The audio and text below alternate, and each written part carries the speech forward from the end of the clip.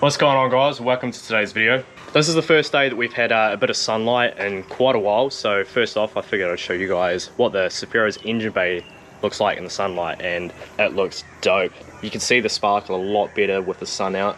Not sure if the camera's going to be able to do it justice, but in person I can tell you that this looks sick. It's a little dirty because it been left out and had a bit of rain on it, but I want to get a few things done today. First thing I want to do is I want to rip the rest of the wiring out of this car.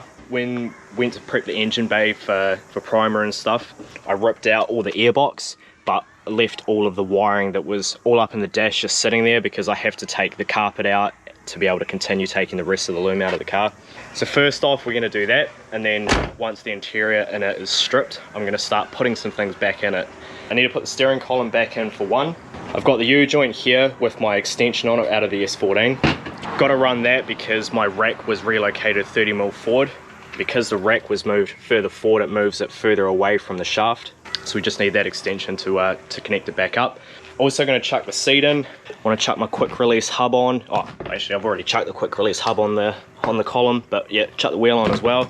And I want to mount my handbrake in there. I might actually take it off and paint that bracket because that's something that I didn't get round to doing in the 14.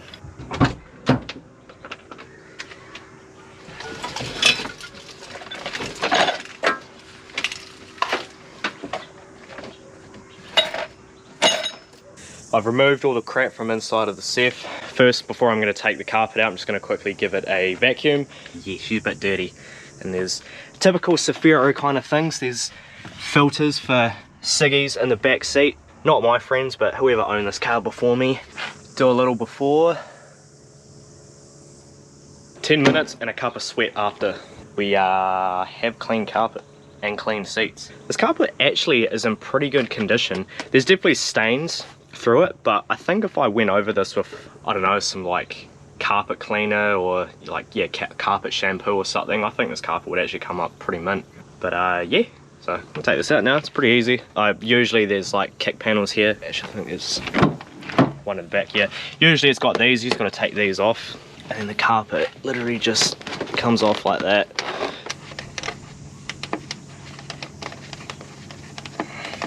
Trick with these is you don't want to push down on them because they're just like plastic screws. If you push down on them, it just goes back in. So I got the rear seat and the carpet out. I forgot to film it, but for those that don't know how to get the rear seat out, it's pretty simple. You kind of just grab the seat from here, you kind of like push it forward a little bit, and then just like yank it up. It just goes into this little clip here. And now I have access to be able to get the rest of the loom out. All of that rat's nest there is connected to under here, which here goes into the back, which does all the fuel pump, lights, things like that. I'm going to go through and take the rest of this crap out because we need none of it. So it's like half an hour on now. I've ripped the loom out and I've gone through the entire inside of the car and taken out all of the little clips and stuff everywhere that were holding like wires in, and vacuumed all under here as well. So I got this pretty much as clean as I'm going to get it. It's looking pretty good. First one I'm going to do is I'm going to clean this up. Going to go over this with some Scotch-Brite and then hang it up somewhere and hit it quickly with some paint so we can make it look nice and pretty before we chuck it back in. Even though I actually do have to pull this out again when I go to put the roll, well, when I go to get the roll cage done. And this is actually something that no one is ever going to see, but I know it's there, and so do you guys. So we'll spend 5 minutes cleaning it up before we chuck it in.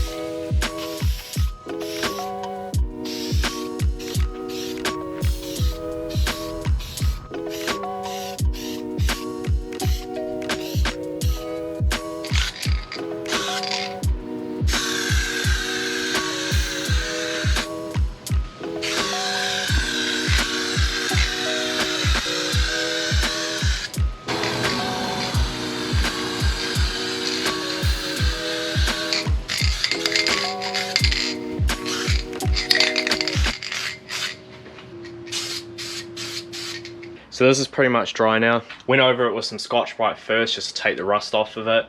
And then I hit it with some primer and then some paint. I actually ran out of this, which is what I started painting it with. So I then did a second coat in this engine paint, but turned out pretty good. So yeah, like I said, this is pretty much dry now. So we'll take it off the sick hanging device that I got here. Just got some wire, and then we'll chuck it in the car.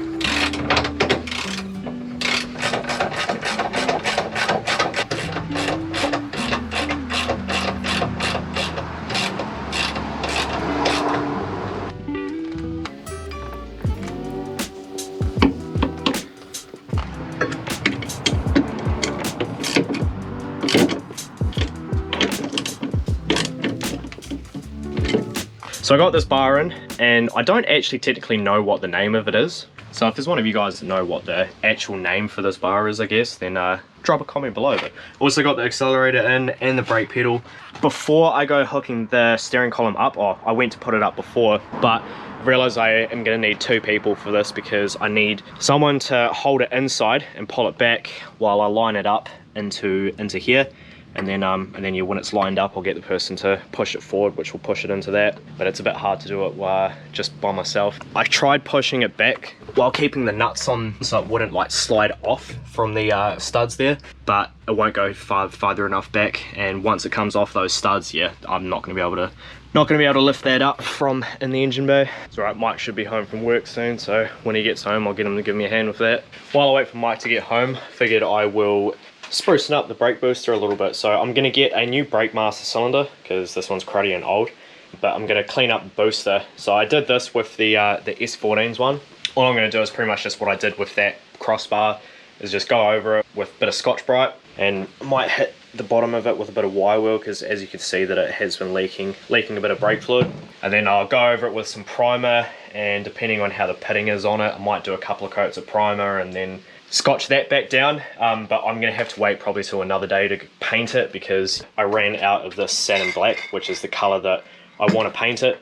This one's a bit too glossy for my liking. I feel like the more satin look would probably look better in this bay, but I don't know, we'll see.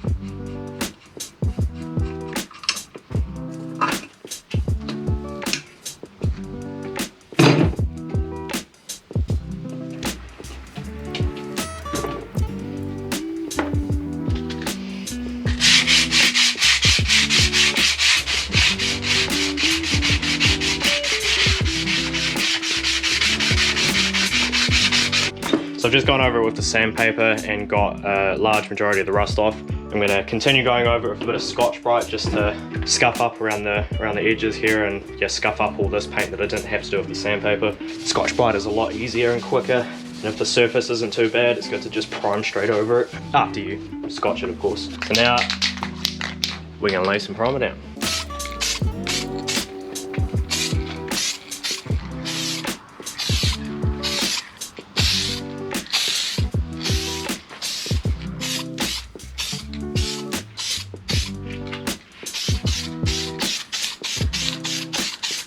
So Mike came home, he's going to help me out. So these ones here? Yeah, it's just 3 nuts, 2 on the top, and then there's 1 below, and then you should be able to just pull it forward, or pull it towards you. Like this way? Yeah. I'm taking all right. Yeah. Yeah, you have to take them all off to be able to get the column farther enough your way. Or are they finger tight? I know they're finger tight. Push the column forward.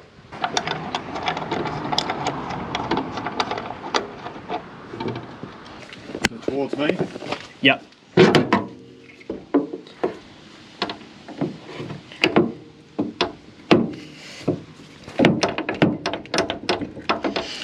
Alright, now pretty much just got to get it back on those studs if you can. Oh, you know what I just realized? I actually probably could have done this myself. I forgot that these columns are different to the Sylvia ones. I'll show you what I mean in a second. That sounded very majestic. It wasn't. Yeah, I forgot that the steering columns on these things are like this. I really could have just taken that apart and done what I needed to do, but I was thinking of it being the same as the 14 and they're just one solid unit. Saves taking it apart anyway. Yeah, that's true. Right, grab my beer. It's a new day now. After me and Mike got the steering column in the Cefiro, we started working on his DX, which was the video that actually went up last night. So finishing off what I wanted to do today. Pretty much all I'm going to do is I'm going to paint the brake booster and I'm also going to paint the handbrake bracket. Changed my mind on colours. Originally I wanted to paint the booster the satin black that I originally started painting this bar with. But I've actually decided that I'm going to paint it the same colour that I did the final coat on the bar on, because I actually quite like the look of this black. I ended up doing about 3 coats of primer over this, and I've actually just finished going over the whole thing with Scotch-Brite. So it's ready to paint, and then with this I'm just going to take this handbrake off. I'm not going to primer this, I'm just going to scotch it back, and we'll give this a coat of paint when we give that a paint. I've realised that I'm going to have to be real careful with this paint because it actually is supposed to be engine paint. I guess because it's supposed to be engine paint, they didn't bother making the nozzle on it too fine, because I mean it's supposed to be going on an engine block, it doesn't have to be perfect, and it oversprays super easily, so I'm not sure of how much their camera can pick it up, but yeah, I've got to be real careful with this so that I don't make the paint run, because yeah, it sprays out so much at once.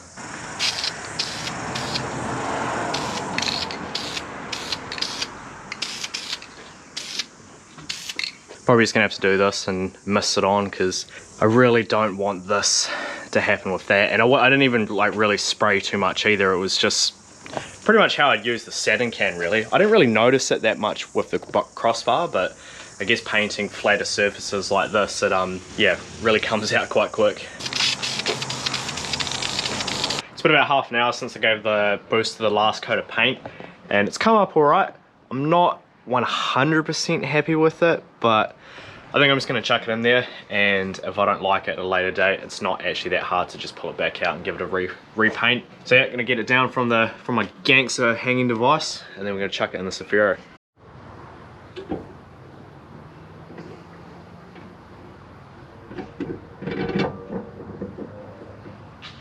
Got the brake booster in. It's actually looking better than I thought it was going to. I don't know if the camera can pick it up too well, but it's quite orange peely. So what that kind of means in like painting terms is like when you lay paint down, it can, on certain angles, it can look almost like an orange peel, like there's pitting and stuff in it. Not exactly, but yes, something along those lines. And yeah, you can still notice it, but I'm thinking more once like everything is in the bay. It's the last thing you're going to be looking at. It's just me being picky.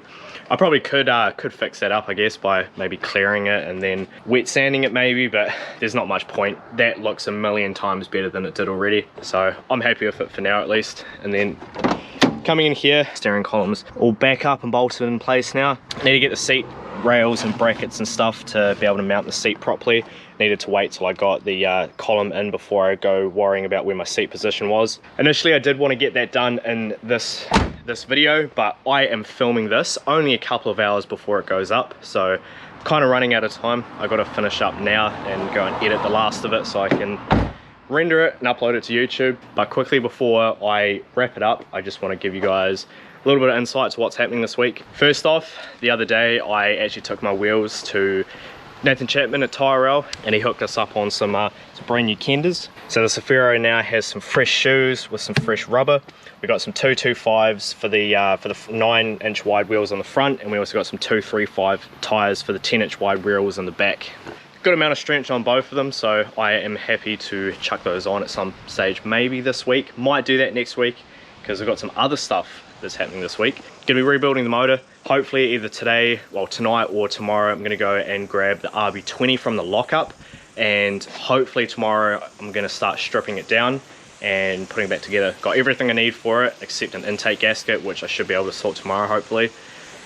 And then yeah, once the engine is built, I'm going to be throwing it back into this car, and then this weekend I'm actually taking it back to JB Fabrication, where we're going to get some things done. Going to get a downpipe made, screamer pipe out the bonnet.